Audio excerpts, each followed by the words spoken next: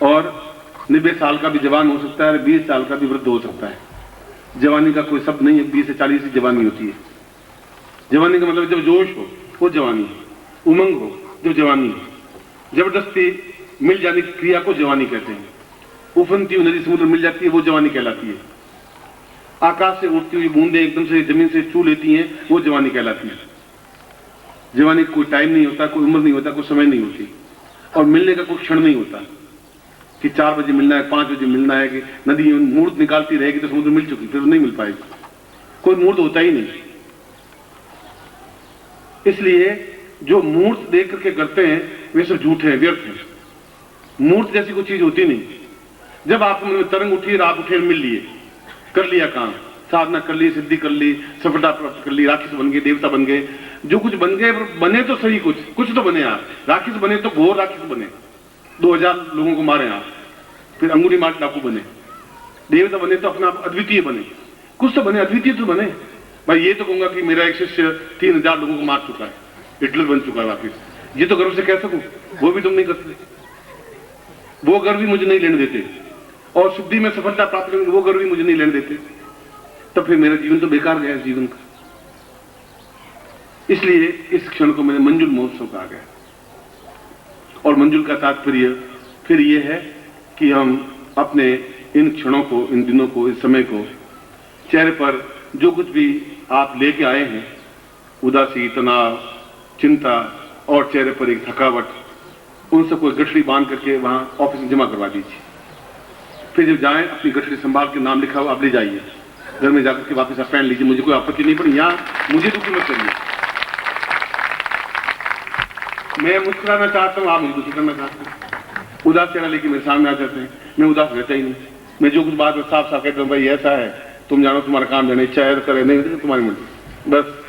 वो अपनी बात मुझे कह देती है, अपनी बात बिल्कुल, उसके बाद में कुछ माइंड में रखते ही नहीं। तुमने मुझे कहा, मैं सुन लिया, खत्म। इसलिए होली का पर्व और जोधपुर का समय, स्थान और गुरु सामने और शिष्य सामने, चौथी 5 चीज आपको क्या चाहिए इस संसार में? कोई है ही नहीं इसके अलावा। सबको देने वाला बैठा है, सबको लेने वाला बैठा है, फिर आपने देखा तो क्या है?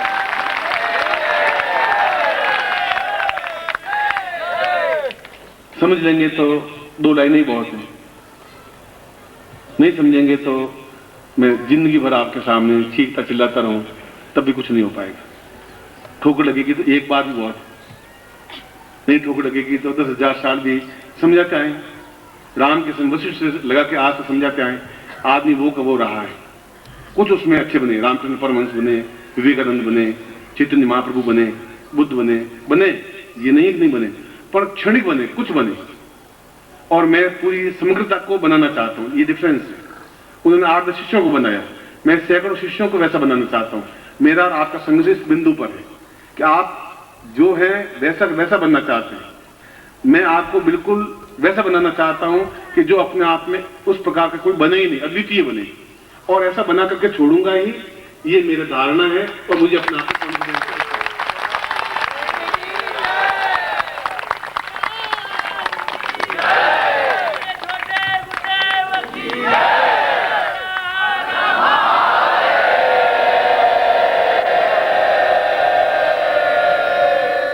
इस क्षण से हम परिवर्तित होंगे और तभी मैं आपको साधना करा पाऊंगा, वे साधना करा पाऊंगा। तो ये तांत्रिक दिवस कहलाते हैं, ये पूर्णता के दिवस कहलाते हैं, ये संपूर्णता के दिवस कहलाते हैं। और प्रत्येक योगी, प्रत्येक यति, प्रत्येक सन्यासी अगर है, वो प्रत्येक गुरु यदि सही है, तो पूरी रात साधनाओं में व्यतीत करता है, एक क्षण भी सोता नहीं है। दिन को तो क्रियाकलाप करता है, गुरु है तो शिष्यों को मिलेगा, काम करेगा, तो पूरी रात साधना में व्यतीत करता है कि ये दिन वापिस साल भर बाद मिल पाएंगे। और ये दिन एक और महत्वपूर्ण है कि अभी 1 महीने में पहले सूर्य ग्रहण आया था, जो यहाँ दिखाई नहीं दिया, मगर सूर्य ग्रहण था बनारस शिविर के समय। और 14 तारीख को, 13 तारीख को, 13 तारीख को चंद्र ग्रहण है। इस सूर्य ग्रहण और चंद्र ग्रहण के बीच के समय में हम साधना कर रहे हैं। ये साधनाएं और ये समय अपने आप में कितना उथल पुथल भरा है। आपने अखबार पढ़े होंगे, कितनी हत्याएं हुई, कितने लूट मार हुए, कितने बूथ लूटे गए, कितनी गोलियां चली, कितने हुड़दंग मचे, कितना देश एकदम से किनारे आके खड़ा हो गया। इस महीने भर में कितना उथल पुथल हो गया, आप देखिए, केवल 1 महीने में हुआ। जो राजा नहीं थे वो गरीब बन गए, जो गरीब थे वो कुर्सी पे जाके बैठ गए, कुर्सी पर बैठे तो कुर्सी नहीं, गोलियां चली तो भयंकर गोलियां चली, बम चले तो बम से बम फूट गए, या कोई बम फूटा, एक भी क्षण ऐसा नहीं बीता जहां विनाश नहीं हुआ। इन दो ग्रहण के बीच में ये पूरा समय ऐसा व्यतीत हुआ, और वैसा ही जहर हमारे अंदर भी खुला। उन्होंने कहा कि हमें वोट दीजिए, उनका कि हम ऐसे हैं, हमारे मन में वितृष्णा रही, न ये भला कर पाए, न ये भला कर पाए।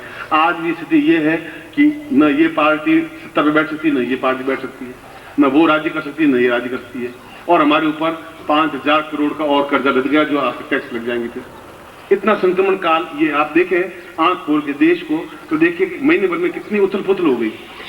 जितनी उथल पुथल वहां हुई उतनी आकाश में भी हुई होगी, सूर्य और ग्रहण के बीच में। सारे ग्रह नक्षत्र अपने आप में एक डावाडोल से हो गए, और इस डावाडोल की स्थिति में हमारा मन भी बहुत अधिक डावाडोल रहा। कोई काम चाहते हुए भी नहीं कर पाए, जो होना चाहिए वो भी नहीं हो पाया, लड़ाई झगड़े हुए, मन में विषाद आया, तकलीफें हुई, परेशानी आई, जो बाधा नहीं आनी चाहिए वो सब आई। इसलिए इन दो ग्रहण के बीच का समय अनुकूल भी लाया जा सकता है। बंदूक चलाने वाला आपका शत्रु भी हो सकता है, और वही बंदूक चलाने वाला आपका अंगरक्षक भी हो सकता है। आप उसको कैसा डालते हैं ये आप पे डिपेंड है। वो आपकी रक्षा भी कर सकता है, वो आपको मार भी सकता है। इसलिए इन दोनों ग्रहण के बीच के समय में को साधना दृष्टि से अद्वितीय समय कहा गया है, जो पिछले 100 साल में आया नहीं, अगले 100 साल में आ नहीं सकता। ऐसा ये समय है जो आपके पास 2 दिन और बाकी है सूर्य चंद्र ग्रहण के बीच। मैंने आपको पूरे देश का उदाहरण देकर समझाया है, यही नहीं, आप अमेरिका में देख लीजिए कि उस स्कैंडल में वहां जो राष्ट्रपति उलझ गए और उनकी सारी चरित्र, उनकी छवि पकड़ कर रखी, वो उलझ गई। इराक में युद्ध हो रहा था, बिल्कुल विश्व युद्ध किनारे पर आके खड़े हो गए, वो इस महीने में हुआ। ये देश में जितना हाहाकार तूफान हुआ वो उस देश में हुआ। पाकिस्तान में जितना मतलब एकदम से गोलियां चली और मुजाहिद मारे गए वो आपके सामने। ये सब कुछ क्या हुआ? एक महीने में इतना उथल पुथल कैसे हो गया? ये क्षण ऐसा ही था। इस क्षण को अनुकूलता भी लाई जा सकता था, कोई चीज को अनुकूल प्रतिकूल बनाया जा सकता है। मैंने आपको उदाहरण देकर समझाया। जहर खाने से आदमी मरता भी है, और अगर सांप काट ले और जहर वहां लगा दे सांप का ही, तो जहर मिट भी जाता है। इसलिए हमारे पास केवल 2 दिन है, वापिस 13 तारीख को चंद्र ग्रहण आएगा। आकाश मंडल में दिखाई दे या नहीं दिखाई दे, आप मुझे दिखाई दे या नहीं दे, मगर आप हैं। इसलिए इन 2 दिनों का और ज्यादा महत्व इसलिए है कि इनको रचनात्मक रूप में हम पूरे लाभ उठा लें साधनाओं के माध्यम से। मैं भी ये चाहता हूं कि मेरा 1-1 मिनट अपनी साधना व्यतीत हो जाए। ये मेरा स्वार्थ हो सकता है। शाम को 7-8 बजे लगा के सुबह 5 बजे तक नींद नहीं देता हूं, नींद और महीने भर बाद ले लूंगा, मगर उद्देश्य यह है कि वे सारी साधनाएं जो गुरु के समीप जाके बैठ सकूं, जो कुछ मैं करना चाहूं कर सकूं, जितना अद्वितीय बनना चाहूं बन सकूं, और पूरे शरीर के रोम रोम को देवतामय बना सकूं, देवमय बना सकूं, और मनुष्य को इतना ऊंचाई पे उठा सकूं कि मैं अपने आप में गर्व कर सकूं। ये सारी स्थितियां मेरे मानस में भी उतनी कौंध रही हैं जितनी आपके मानस में कौंध रही होंगी। और उसके लिए पूरी रात अगर मैं जागूं तो भी कम है, और जागता हूं बनारस शिविर से उस तारीख से लगा के और परसों तक, क्योंकि खाना आप भी खाते हैं, खाना मुझे भी खाना पड़ता है, पानी आप भी पीते हैं, मैं पीता हूं, साधना आप भी करते हैं, मैं भी करता हूं, मगर आपको कहता हूं और आप करते नहीं है। मैं अपने मन को नियंत्रित करके करता हूं, क्योंकि मुझे मालूम है कि इसकी क्या उपलब्धि है, ये समय क्या है, ये समय कितना डावाडोल है, ये कितना अनुकूल बन सकता है।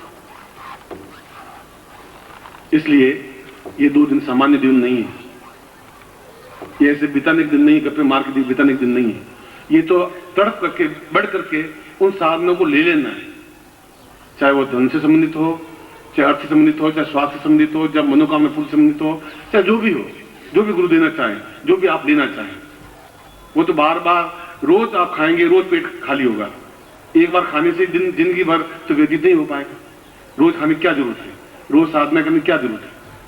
किया, दिन भर आपने झूठ बोला, गलती की, अच्छा किया, बुरा किया, वो साधना का 70% तो खत्म हो गया, फिर वापस आपको करनी पड़ेगी। मगर एक क्षण तो ऐसा आएगा ही जब आप वापस उस ऊंचे पे पहुंच जाएंगे जहां पहुंचना चाहते हैं, क्योंकि आप मनुष्य हैं और ये बहुत बड़ी उपलब्धि है। मनुष्य बनना सामान्य बात नहीं है, मनुष्य बनने के बावजूद भी गुरु मिलना सामान्य बात नहीं है। गुरु मनुष्य बनने के बाद में ऐसा समय मिलना मामूली बात नहीं है। तीनों उपलब्धियां आपके सामने हैं, तीनों उपलब्धियों का आप लाभ उठाएं तो ये दिन आपके लिए सार्थक हो सकेंगे और मेरे लिए बहुत प्रसन्नता आह्लाद के दिन हो सकेंगे। ये प्रसन्नता है, ये आह्लाद है, ये खुशी है जब आप सफलता पाते हैं।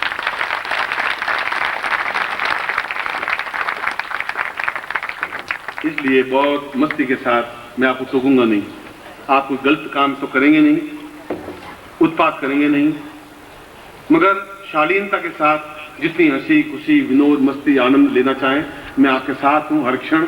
चाहे साधना को बीच में छोड़ना पड़े छोड़ दूंगा, आधे घंटा आपके साथ आपको 1 बजे बैठूंगा, मगर आपके चेहरे पर खुशियां लाने की कोशिश करूंगा और वह को देने की कोशिश करूंगा जो आज तक आपको प्राप्त नहीं हुई। क्योंकि दिन सूर्य और चंद्र 2 ही ग्रह हैं जो प्रत्यक्ष देवता हैं।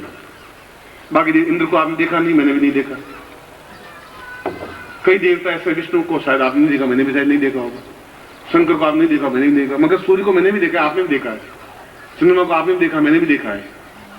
अग्नि देवता, वायु देवता, सूर्य देवता, चंद्रमा देवता, वसुव देवता, रुद्रा देवता, दित्या देवता, यजुर्वेद कहा ये देवता है प्रत्यक्ष, हम प्रत्यक्ष देवता को देख रहे हैं और दोनों देवता अपने आप में ग्रसित हैं, ग्रस्त हैं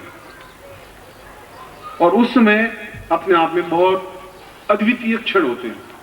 चाहे संगीतकार हो, चाहे पापी हो, चाहे विश्वासघाती हो, चाहे देवता बनने की क्रिया हो, आप जो करना चाहेंगे वह होगा।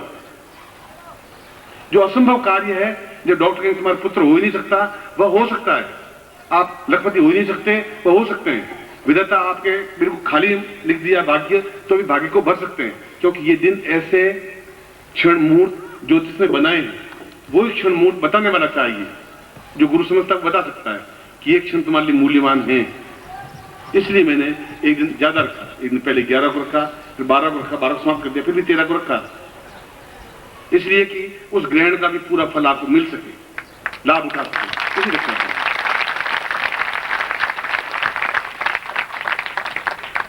अभी पता नहीं लग रहा, पीछे के देखो अभी तक ट्रेलिंग कर रहे हैं। सदगुरुदेव भगवान की, सदगुरुदेव भगवान की, पूजनीय माता जी की, पूजनीय माता जी की, छोटे गुरुदेव की। ओम हरे हरे,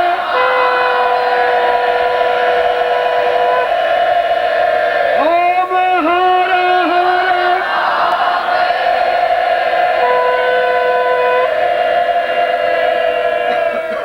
की, आदरणीय छोटे गुरुदेव की।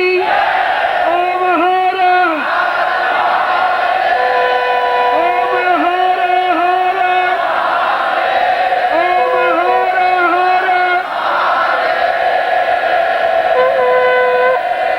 आदरणीय गुरुदेव जी, जो आप सब साधक है, मैं ये नहीं कह रहा हूं, पर साधक बनता है त्याग की पृष्ठभूमि पर, स्वार्थ की पृष्ठभूमि पर साधक नहीं बन सकता।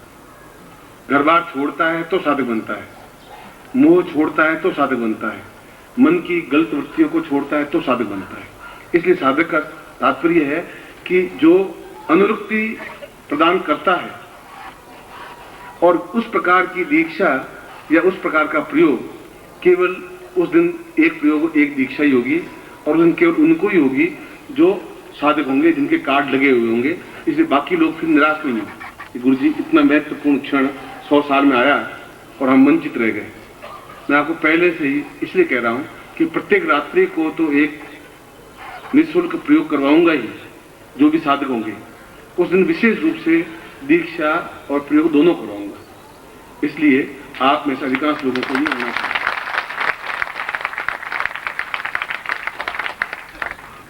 आपके साधक हैं, आप मेरे बेटे हैं, इस बात को मैं स्वीकार करता हूं। मगर आप कमाते हैं या नहीं कमाते हैं या सपूत हैं कपूत हैं, तो पूत जरूर है, चाहे कपूत हो चाहे सपूत हो, पूत तो है, इसमें मुझे कोई आश्चर्य नहीं है। मगर मैंने कहा कि 2 दिन आप मेरी आज्ञा मानिए और 363 दिन मैं आपकी आज्ञा मानूंगा।